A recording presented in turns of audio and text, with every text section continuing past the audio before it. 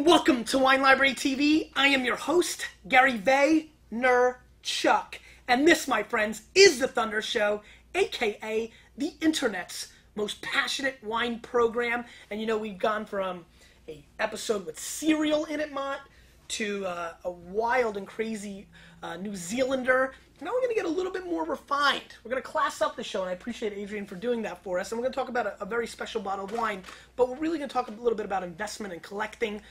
Adrian, thanks for being on the show. Thanks a lot, Gary. And why don't you tell the Vayner Nation who you are and why you were interested in being on the show and the kind of things we want to talk about today.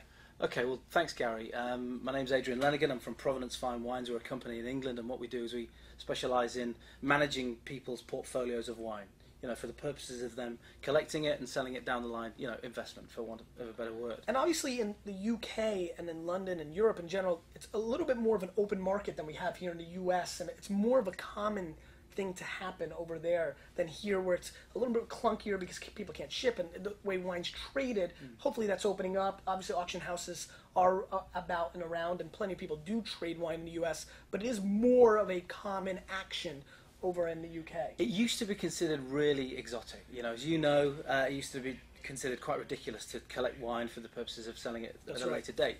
These days, with the advent of things like the London International Vintners Exchange, there's a lot more transparency, and there's a lot more people considering it, you know, really quite mainstream. Sure. To have alongside their, you know, other elements of their investment cash. Whether it's in the market or art or real estate. Absolutely. Okay. And the good thing that happened when Parker came along, he objectified the wine market to some extent. You know, whether you love him or you loathe him, he is there. He's a huge, huge influence. And what he has done these days is he set the benchmark so that if you do want to invest in wine, you really need to look at his scorings. No question, we feel it on the retail side.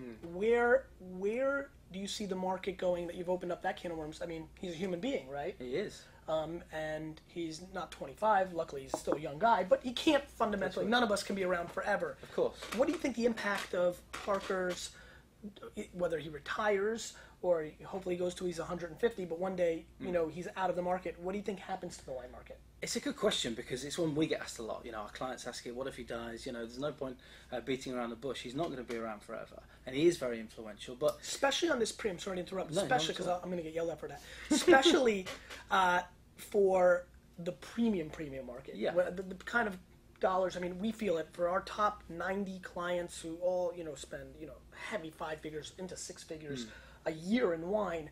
I mean, that Parker score is their insurance policy. Absolutely, absolutely. But as we've seen happen, you know, the Lafite 82 100-point wine, right? Great wine, great collectible wine, sells for £25,000 at auction. Recently got downgraded to a 97. Not the blindest bit of difference. Once a wine achieves a certain age and a certain level of quality and demand, but downgraded by him. By him, yes. So that's the important distinction there, right? Yeah, I mean, yeah, absolutely. I mean, we have not seen, and wine, at least in the U.S., we have not seen it continue to move the needle from, you know, Hugh Johnson, Flanagan. I mean, there's been names prior to Parker. Obviously, nobody has ever achieved this status. It's going to be a very dynamic question. But it will change. Yeah, you know, it will. You're here.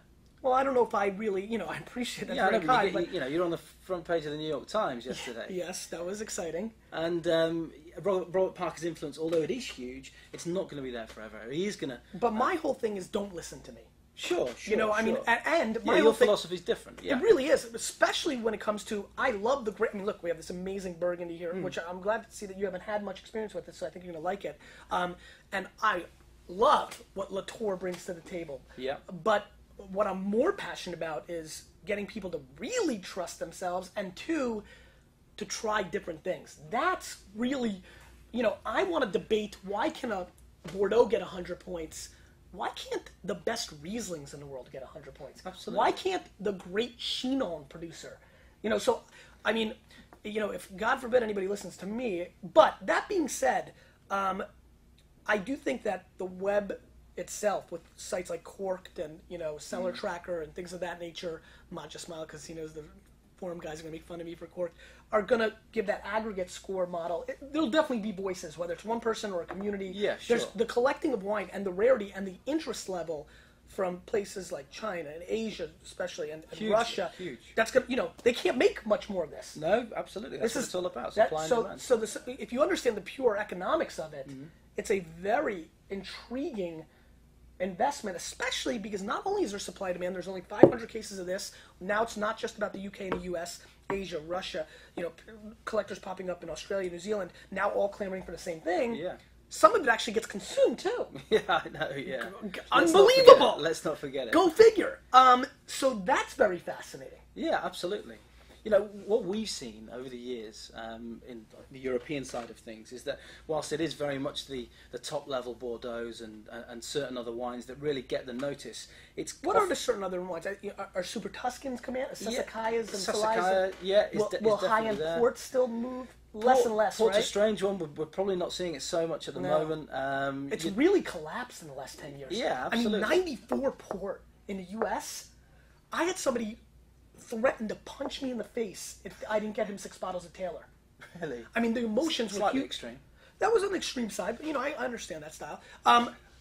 What really surprises me is that virtually no collector mentions port to me now.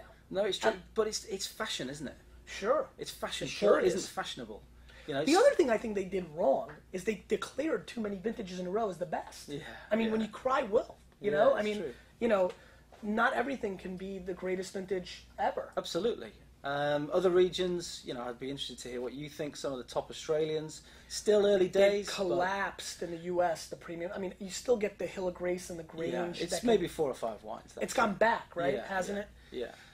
But it's certainly an interesting time because we're seeing more and more people do it. Companies like myself, we're wanting to use more and more different marketing techniques. Obviously we love what you do. We love the social media side of things, and it's England, right? It's pretty staid. Europe's pretty staid. How much does Jancis command in the UK market respect from the high-end collectors? Because her respect level in the world is, I might think, is the single. I don't know. I think Jancis is probably within the trade, probably the single most respected critic in the world. Within the trade, I think that's very, very important. But the consumers, perhaps not so much. She's certainly revered in the country. Do you think that if she went away from the 20-point scale and went to the 100-point scale, that it could have an impact? She'd be reluctant, though, wouldn't she, right?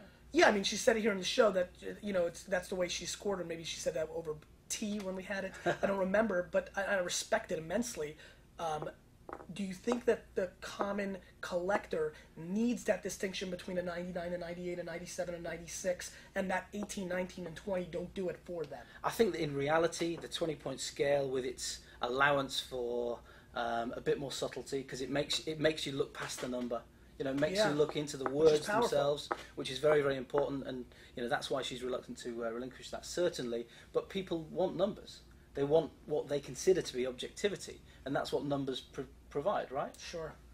So people will say, well, it's a 97 and that's a 96, and they'll think it's better, and it might not be. Will a 20 of 20, how often does she go that extreme? Rarely, right? Very, very rarely.